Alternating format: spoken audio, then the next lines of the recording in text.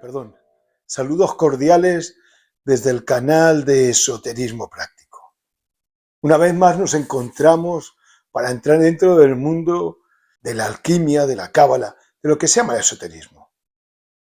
Iba a decir del fascinante mundo, pero me lo he quedado así, porque eso quedaría bien en alguna otra conferencia o en algún programa, pero justamente nuestro mundo no es fascinante.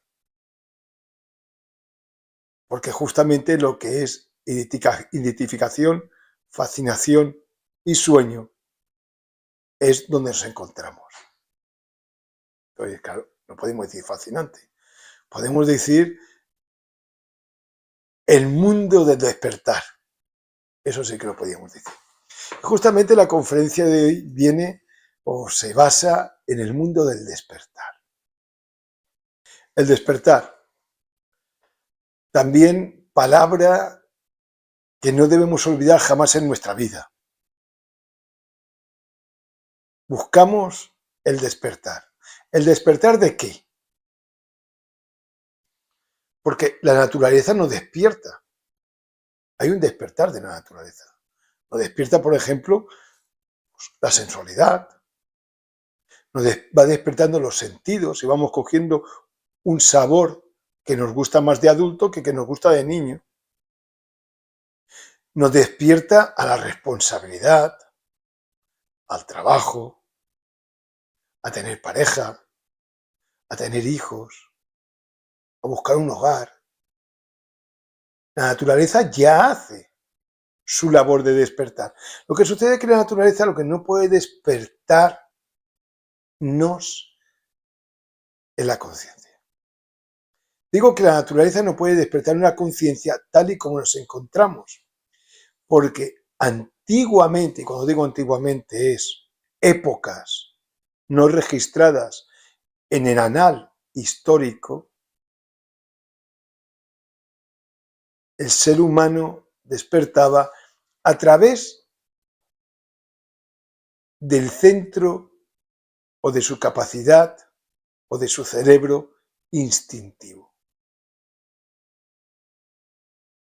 No digo que ahora no se esté haciendo, porque al fin y al cabo una parte del despertar, hay un despertar intelectual a través de los libros que te ayudan, hay un despertar emocional a través del arte, a través de otras formas que te llega al mundo emocional, pero hay un despertar ancestral que nos llega a través de lo que es el instinto, acompañado con el motor y acompañado por el centro sexual, lo que se denomina el cerebro motor instintivo sexual,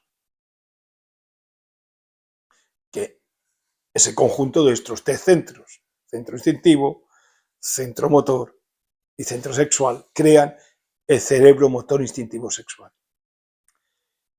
Yo no digo que no se despierte por ahí, y que hay una gran cantidad de libros y de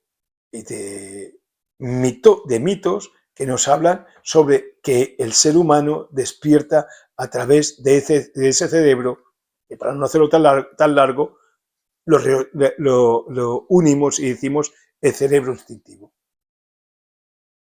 O sea que despertamos instintivamente, despertamos nuestros instintos. Y aunque es cierto que hay instintos bajos, instintos altos, quizás los instintos bajos no existen, no son reales, son un añadido a los altos instintos que posee el ser humano. Pero que cuando esos altos instintos dejan de ser altos instintos, se convierten en bajos instintos. Pero los bajos instintos no existen por sí solos.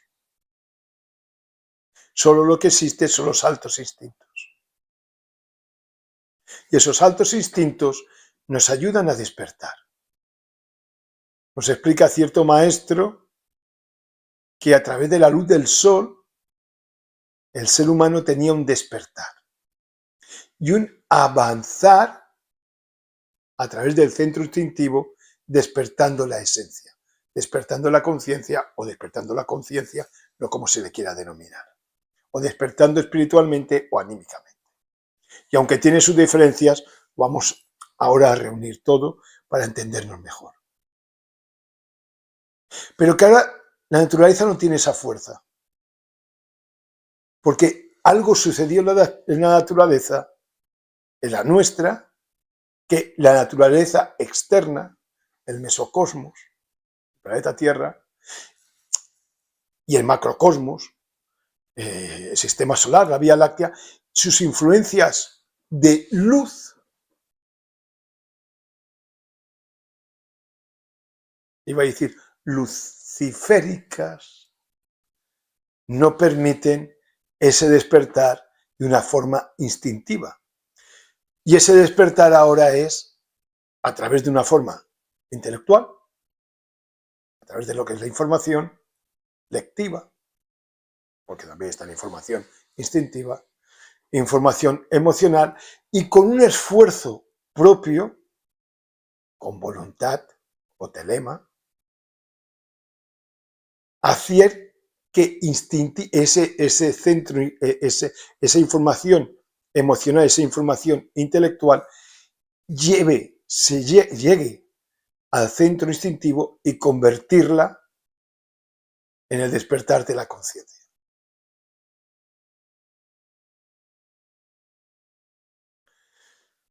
Hablamos medio alquimistamente, medio cabalistamente, hablamos de una forma que se puede hablar y se puede decir y se puede entender de muchas maneras. Pero el despertar tiene que ver con la fuerza instintiva siempre y ahora, lo que pasa que el camino es como más largo. ¿Y cómo sucedió esto de que el despertar no sea un despertar natural? Que el otro también es natural, pero natural, espontáneo, sin tener que hacer ese tremendo esfuerzo voluntarioso. Y aquí nos tenemos que ir pues a lo que es al mundo de la mitología, al mundo de las creencias, al mundo de las religiones, al mundo de la antropología, lo que decían nuestros antiguos. Y más o menos, al menos lo que yo conozco, en casi todo lo que he leído, porque ahora no recuerdo uno que diga, hay una excepción, seguro que siempre hay una excepción, pero la desconozco ahora mismo,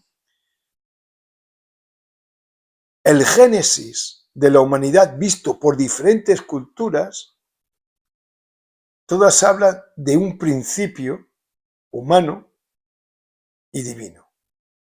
Un principio en que el ser humano vivía en contacto con otros seres, en el cual tenía relaciones con ellos,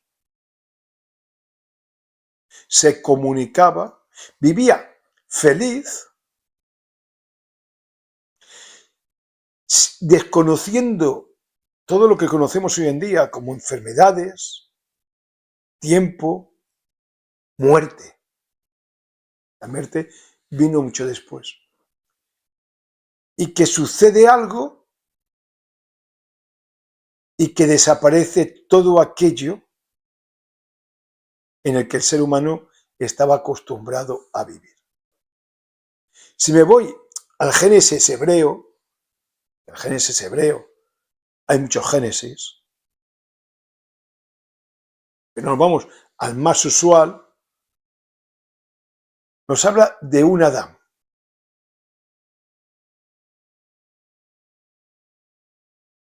Junto con una Eva. Me he saltado una parte, pero me da igual. Un Adán y una Eva. Y Eva es tentada por la serpiente. Eva tenta a Adán, muerde del fruto prohibido y a partir de aquel momento se van del paraíso. Lo he hecho un resumen. Pero ese resumen lo que quiero decir es que en ese Génesis hay otro Génesis que nos dicen que Eva es tentada y es picada o mordida por la serpiente.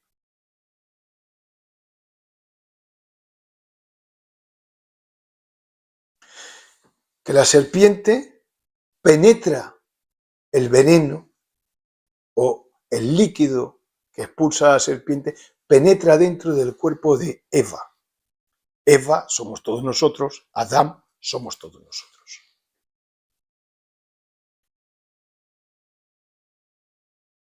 Esa inoculación de la serpiente a Eva produce una serie de cambios en nuestra naturaleza.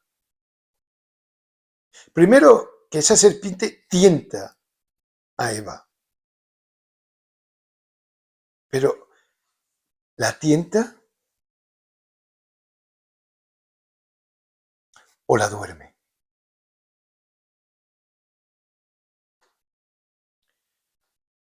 ¿Acaso la tentación no es un duérmete en ese sueño? ¿En aquello que no es real?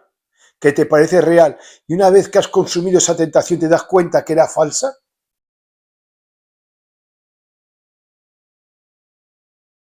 Podemos decir que esa serpiente duerme a Eva y entonces Eva en su sueño junto con Adán, Eva duerme a Adán, muerden de aquella manzana. ¿Y por qué ese poder de Eva, de esa capacidad de poder hacer que Adán se duerma? ¿De dónde le viene? ¿Acaso es la primera vez que Adán duerme? Si nos vamos anteriormente a esta situación del Génesis, estoy hablando del Génesis hebreo porque yo pienso que sé que lo conocemos todos, o es más fácil de entrar, y ahora mismo es un gran tesoro para esta conferencia. Si nos vamos anteriormente, Adán no es la primera vez que duerme. El Creador, Dios, el Ser, viendo que Adán está pasando un mal momento, ese Adán es toda una humanidad, porque se encuentra solo. ¿Qué es lo que hace el Creador? Lo duerme. El Creador le podía haber hecho todo lo opuesto. Le podía haber dicho, Adán, despierta y date cuenta que no estás solo. Entonces sería otro Génesis y no estaríamos donde estamos. Pero el Creador lo duerme. Y de su costilla, o bien, como interpretan otros, de su costado, nace Eva. Y Eva, ¿qué le dice a Adán? ¿Cómo lo encuentra? Dormido. Y Eva le dice, Adán, despierta y levántate. ¿Y Adán qué hace? Obedecer. Desde entonces, Adán obedece a Eva. Y si ahora volvemos a hacer otra vez otro salto, si me perdonáis, el mundo del salto, nos encontramos otra vez con que la serpiente ha dormido a Eva y Eva tiene la potestad de despertar y de dormir a Adán.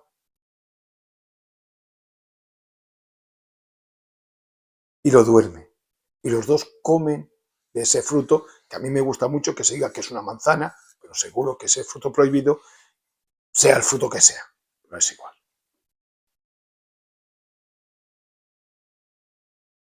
Y eso lo llaman la tentación. No, eso es el dormir. La tentación es un sueño que se convierte en una pesadilla.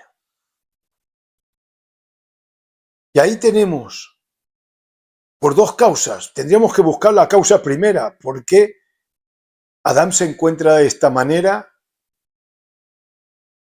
y el Creador lo hace dormir? Eso es una parte de la humanidad. Una época de la humanidad. De una humanidad que no está reflejada en nuestra historia. Pero sé que otros autores la reflejan y podríamos hablar de ella. Y otra época de la humanidad es cuando la humanidad cae dormida por la serpiente y Eva duerme a Adán y los dos comen de ese fruto prohibido y salen del paraíso. Sabiendo de ese dormir, todas las filosofías esotéricas, con raíces en el tiempo, nos hablan de que el ser humano ha de despertar. De ese sueño del Edén, si me permitís seguir cogiendo el ejemplo edénico. Porque esa serpiente que picó y durmió a ese Adán-Eva o Eva-Adán, nos sigue inoculando, picando, mordiendo en este instante.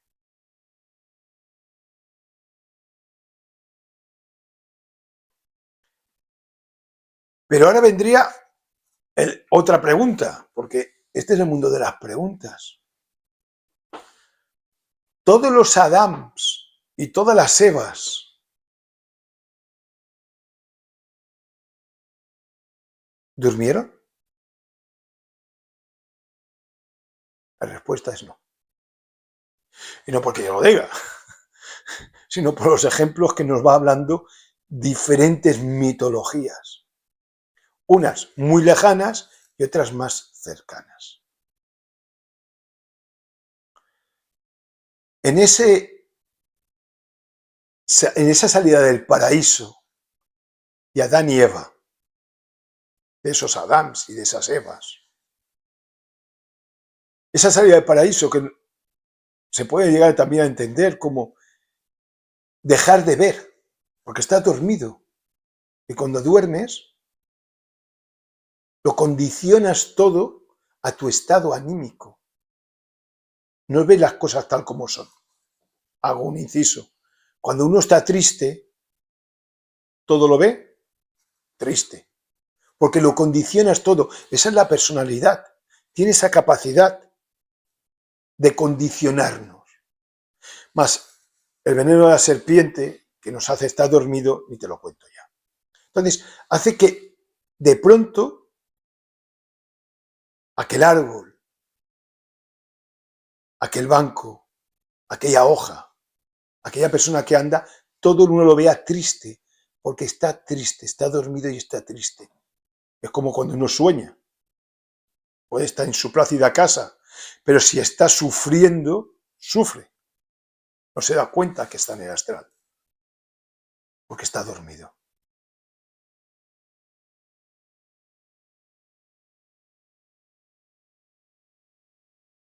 Ese condicionamiento social, esa hipnosis colectiva, que ya no nos condiciona como individuo, sino que si sales fuera y hay mucha gente triste, tú acabas estando triste. Por hipnosis colectiva, por condicionamiento social. Ahora se utilizan otras palabras, pero yo creo que las podemos adaptar y no tengo ganas de ponerlas. Pero toda la humanidad cayó en ese sueño, en ese estado espiritual de dormido. No. ¿Y se durmieron de un momento determinado para otro? No. Fueron perdiendo poco a poco la visión del paraíso. Lo que antes veían, dejaron de verlo. Con los que antes hablaban, dejaron de hablar. Lo que era común antes, estando despierto, se volvió como algo espontáneo y ocasional. Pero no toda la humanidad le sucedió eso alrededor del globo terráqueo.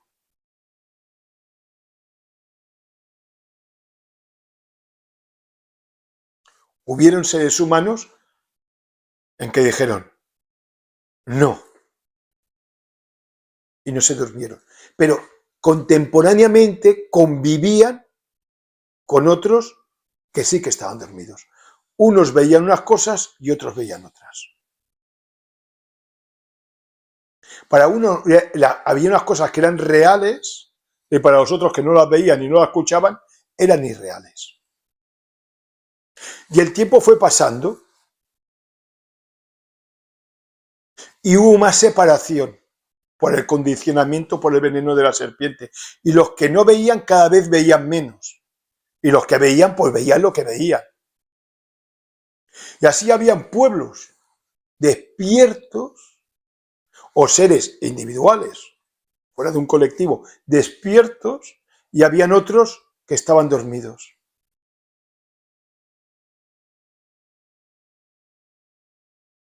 Y hubieron algunos que hicieron mapas, cartas navales del mundo y explicaban lo que veían y los demás no lo veían.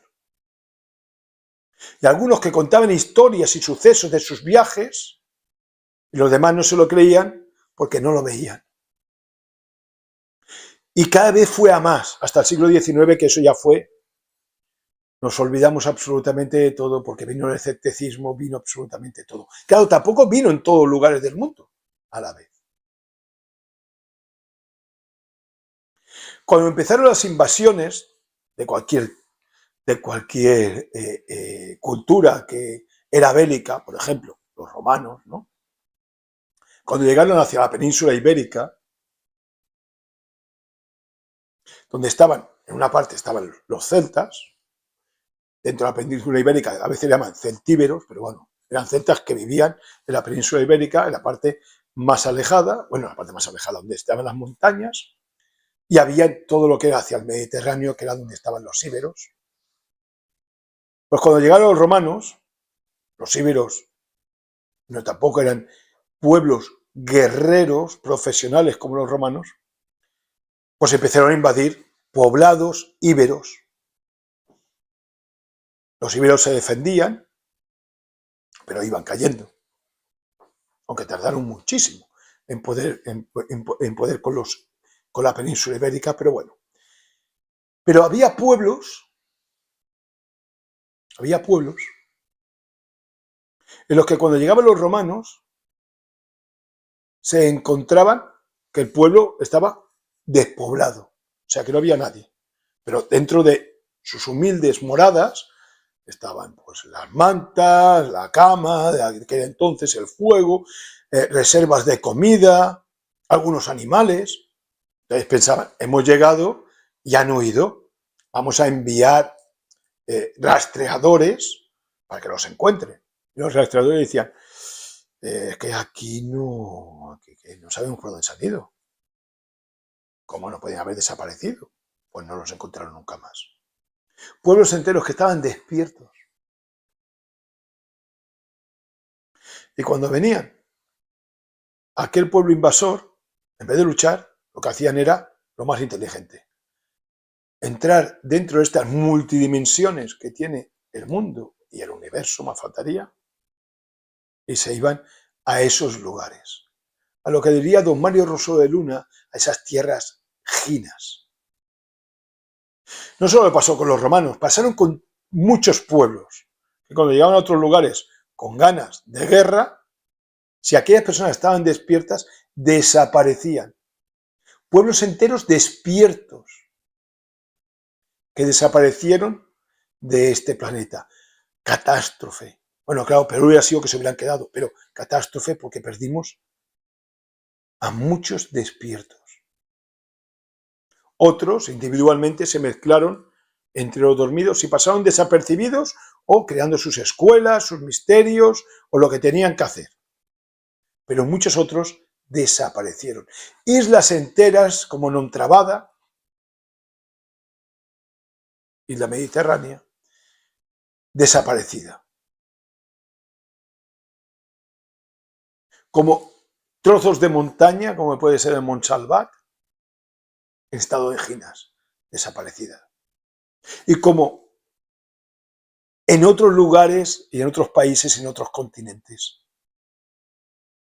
Chapultepec, el Cerro del Grillo, una parte desaparecido. Ante la invasión de ese pueblo guerrero y de su escepticismo.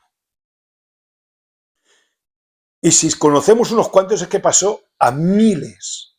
La Tierra dejó de ser tal y como era. Me he equivocado. La Tierra sigue siendo tal y como era, pero para nuestros ojos dejó de ser tal y como era y ahora la vemos de una forma totalmente diferente. Porque estamos condicionados, estamos dormidos. Por eso es tan importante el despertar, para saber quiénes somos, dónde estamos y hacia dónde vamos. Y por eso se hacen ejercicios místicos, trascendentales, para el despertar. Y algo que nos ayuda al despertar es el cerebro, motor instintivo sexual, ese instinto que nos ayuda al despertar. Que el centro intelectual también ayuda, evidentemente, porque aprendes de él a través de los libros o a través de conferencias, claro está. Y que el centro emocional ayuda, obviamente. Pero el que está más interiormente, que sangre de nuestra sangre, es ese centro instintivo, motor sexual, que es el que nos ayuda más. Y despertamos de ese lugar. Desandamos lo andado. Nos vamos hacia ese pasado propio, edénico,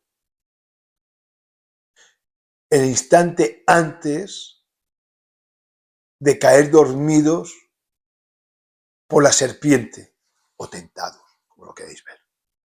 A ese instante, con la experiencia de lo que hemos vivido fuera del paraíso. Entonces esa serpiente nos la encontramos cara a cara, le decimos, bueno, cada uno le dirá lo que le tenga que decir. Yo tengo claro lo que le diría. Pero hemos de llegar a ese instante, a ese momento. Somos, nuestro origen es edénico. Y ahora estamos en la época post-edénica. Y nuestro origen es edénico. Adán, Edén. Y hacia allí es hacia donde nos tenemos de dirigir. Y ahí encontramos, en ese camino iniciático, vamos encontrando lentamente y progresivamente el despertar. Muchas gracias por vuestra atención y nos vemos en una siguiente conferencia. Adiós.